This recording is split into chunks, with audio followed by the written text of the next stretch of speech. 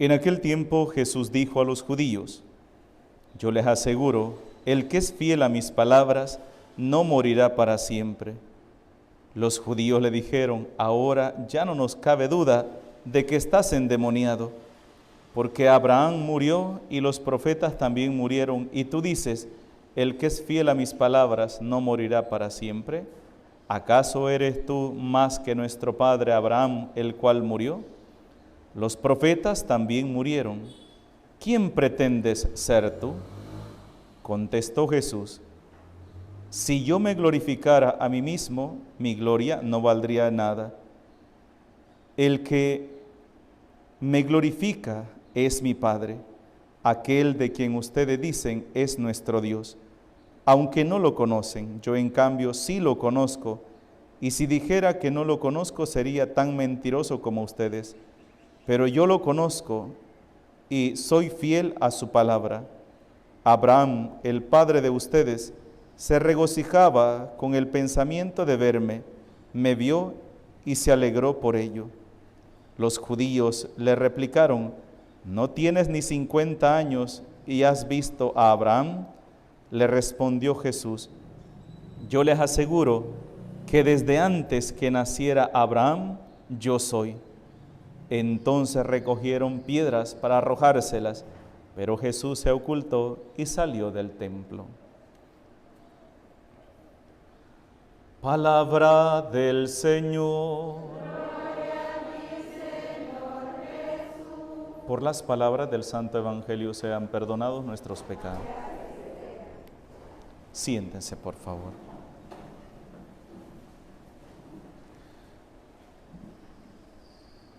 Jesús nos habla hoy en el Evangelio un lenguaje bastante difícil de entender. Si para nosotros, que ya conocemos el principio de la historia y el fin de la historia de la vida pública de nuestro Señor, nos es difícil comprenderla, imagínense para los que lo estaban escuchando en ese momento, cómo nos sería de difícil comprender las palabras que Jesús está diciendo hoy. San Juan es el que nos está acompañando durante estos días últimos ya, antes de iniciar la Semana Mayor, y nos presenta los diferentes conflictos que se van a dar. Una de las cosas que tenemos que ver, en primer lugar, es que Jesús, al final de su vida pública, no oculta su divinidad. No la oculta. Esa es una cosa clave y hay que retenerla. Jesús no ocultó su divinidad. Lo dijo públicamente: yo soy hijo de Dios. Yo soy Dios. Eso lo dijo él claramente. ¿Cómo entenderlo, verdad? Para esa gente que estaba ahí, que estaban acostumbradas a solamente escuchar el nombre del Dios, ¿verdad? Dios de Abraham, Dios de Isaac, Dios de Jacob, el Dios de sus padres, el Dios que incluso mencionarle su nombre era pecado, ¿verdad? Era una falta de respeto, y de ahí que mencionábamos los diferentes nombres que le daban a Dios para no mencionar el nombre propio de él, ¿verdad? Señor, Kyrios, ¿verdad? Shaddai, Adonai, eran nombres para no mencionar el nombre de Yahvé. Y hoy escuchan que Jesús es Dios, es el Hijo de Dios. En primer lugar, tenemos que descubrir la esencia de las palabras que Jesús dice hoy. Escuchaba a un teólogo por ahí hablando sobre este tema, sobre la promesa que hemos escuchado en la primera lectura de hoy, que Dios dice a Abraham: multiplicaré tu descendencia como las estrellas del cielo, como las arenas de las playas marinas. Una cosa interesante. El pueblo de Israel, podemos resumir esa promesa que Dios hace a Abraham en solamente el pueblo de Israel. No, ahí fue uno de los errores principales del pueblo de Israel. El pueblo de Israel se creyó el pueblo de la alianza, el pueblo del Señor, el pueblo escogido por Dios, y por lo tanto es el Dios que nos va a proteger. Incluso van a haber muchas ocasiones en el cual los profetas les van a echar en cara su prepotencia o engreimiento, o no sé cómo decirlo, o aquella actitud de ellos de decir presunción y decir, no, Dios está con nosotros, hagamos lo que hagamos, pequemos lo que peguemos, Dios está con nosotros, porque Dios se lo prometió a nuestros padres y lo que Dios promete no lo puede echar atrás. Incluso el Salmo, lo que hemos escuchado hoy, ¿verdad? El Señor nunca olvida sus promesas.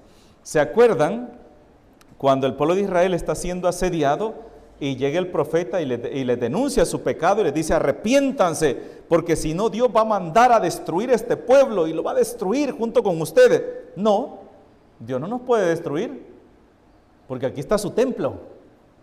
Aquí está el templo del Señor y por estar aquí el templo del Señor, Dios no va a permitir que nos destruyan, porque aquí está el templo. Ustedes tranquilos, no se asusten, no tengan miedo, porque aquí está el templo del Señor, entonces a Dios no nos va a pasar nada. Y en otro momento van a decir, no, si nosotros somos el pueblo de Abraham, somos el pueblo de la descendencia, ¿cómo Dios va a echar para atrás su promesa? Si Dios prometió que nosotros íbamos a ser su pueblo, que Él nos iba a proteger, entonces, y que iba a ser su descendencia numerosa, como las estrellas del cielo y como las arenas de las playas marinas. Decía un teólogo, el pueblo de Israel también debió haber escuchado aquella promesa. La promesa que les hice a ustedes, se la daré a los paganos, a otros pueblos. Y también la otra promesa, por ustedes se alegrarán todas las naciones. O sea, se alegrarán significa de la bendición que ustedes van a recibir, van a gozar todas las demás generaciones. Pero si ustedes no aprovechan la bendición que les está dando, esa será dada a otros. Eso no lo supieron escuchar ellos. Y siguieron pensando que como eran de la raza de Abraham, de la descendencia de Abraham, entonces ellos ya tenían segura su salvación. Por eso dice Jesús hoy en el Evangelio, Abraham me conoció, soñó con verme a mí, y cuando me conoció, se alegró. Porque en quién entonces exactamente se iba a cumplir la promesa que Dios hizo a Abraham, que de ti haré una gran descendencia como las estrellas del cielo, como las arenas de las playas marinas. Dicen algunos teólogos, algunos estudiosos sobre este tema, dicen, la promesa que Dios hizo a Abraham solamente se puede cumplir exactamente en Cristo. Porque Jesús es descendiente de Abraham, es descendiente de David, y David es descendiente de Abraham. Acuérdense cuando leemos la genealogía en diciembre, ¿se acuerdan? Abraham engendró a Isaac, Isaac engendró a Jacob, Jacob engendró a sus 12 hijos, fueron de las 12 tribus de Israel, y ahí vienen todas las generaciones hasta llegar ¿a dónde? A Jesús, hasta llegar a Jesús. Entonces es ahí en Jesús donde Dios multiplica su descendencia. Entonces ahí es donde se cumple verdaderamente la promesa que Dios hace a Abraham, que por él serán bendecidas todas las, ojo con esta palabra, ¿ve? Por ti serán bendecidas todas las naciones, todas las naciones. Y díganme, la gracia salvadora de Cristo, ¿hasta dónde está llegando? A todo el mundo. ¿Cuántos cristianos han existido que ya no están acá? ¿Y cuántos cristianos falta que vengan? Y entonces ahí se multiplica, ¿ve? Las generaciones.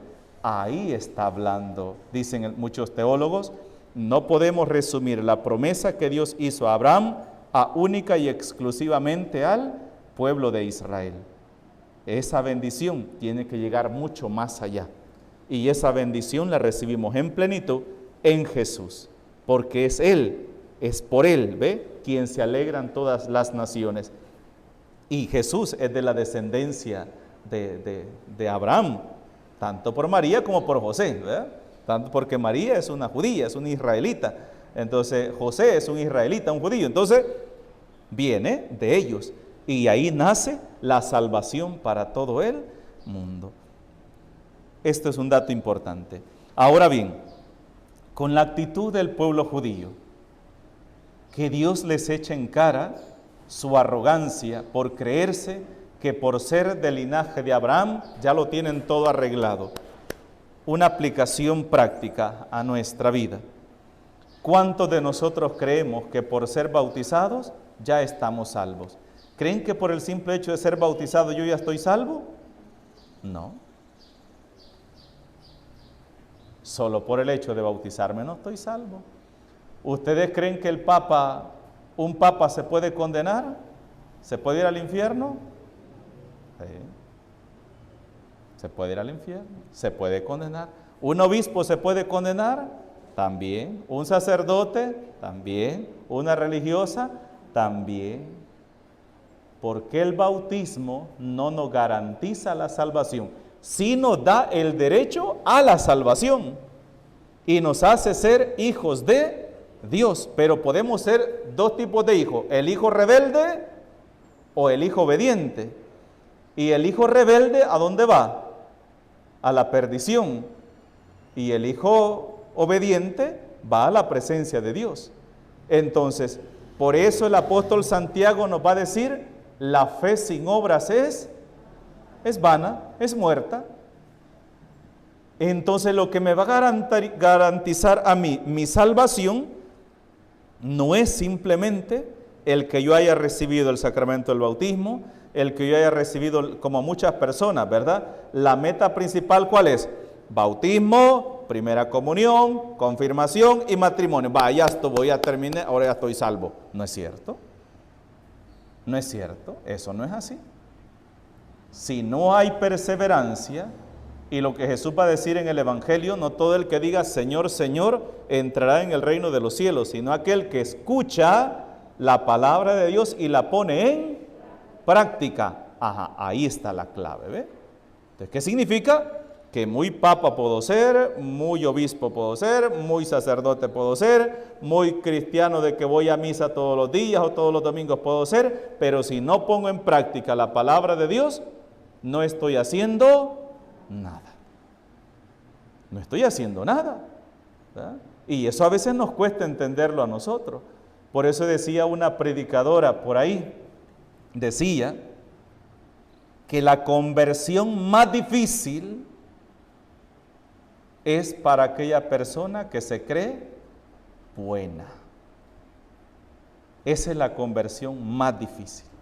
Aquella persona que piensa que no tiene pecado, aquella persona que siente que es buena, porque va a la misa, porque se confiesa periódicamente, piensa, no, yo ya no necesito conversión, ya no tengo absolutamente nada que cambiar.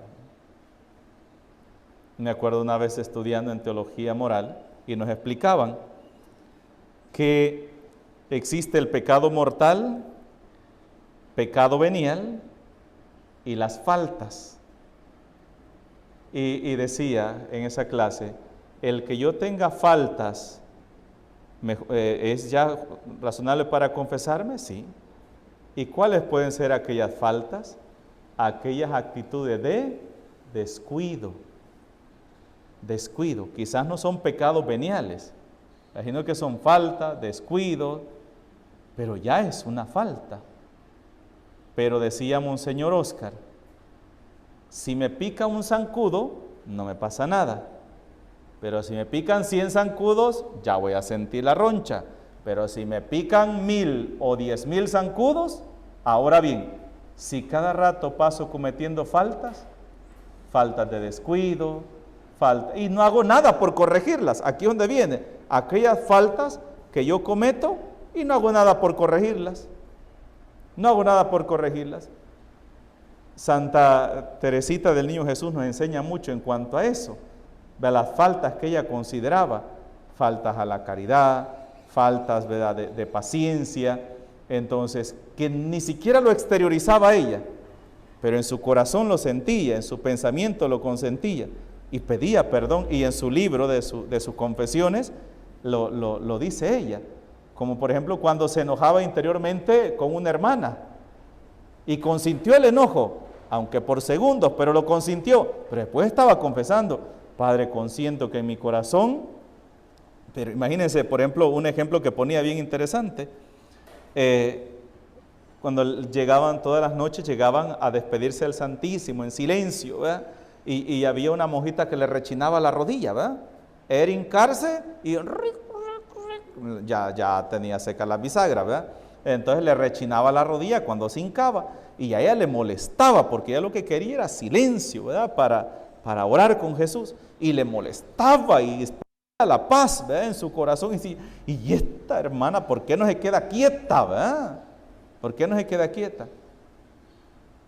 Después reflexionó, se arrepintió y dijo, ¿pero qué estoy haciendo, verdad? No se lo dijo, ni se lo demostró, nada. Como esa, tiene muchos ejemplos de aquellas actitudes nuestras en las cuales nosotros decimos, no es nada, esto no es nada, esto no es nada. Si una hablada fue la que le tiré, quite pasmado, que no mira. Y son descuidos, ¿verdad? Descuidos. Cuando yo, por ejemplo, yo nunca he oído que alguien diga, me confieso, mire, yo no le di permiso a alguien, ¿verdad? Me le adelanté o le hice trampa. No, tranquilo, ¿verdad? Tranquilo. Por ejemplo, cuando andan manejando en el carro, ¿verdad? O cuando en una fila yo me le adelanto a alguien, ¿verdad? O le reclamo a alguien por algo. No, si yo le estaba exigiendo, es mi derecho. O regañé a alguien, no, es mi derecho. Difícilmente nos acordamos de esas faltas, ¿verdad? Y creemos, no, si eso no es nada, no es nada. El enojo que tuve, la palabra que le dije, el reclamo que le hice, eso no es nada, eso no es nada. De cuántas cosas, ahí, por eso decía esa predicadora, lo más difícil de la conversión es para una persona que se cree buena. Eso es lo más difícil. Porque una persona que se cree buena piensa que ya no tiene nada que examinar en su vida. Entonces, ¿qué anda pendiente esa persona? De los defectos de los demás. Cuidado con eso, ¿verdad? Por eso, el don de la conversión es una gracia que tenemos que pedírsela al Señor cada día. Que así sea.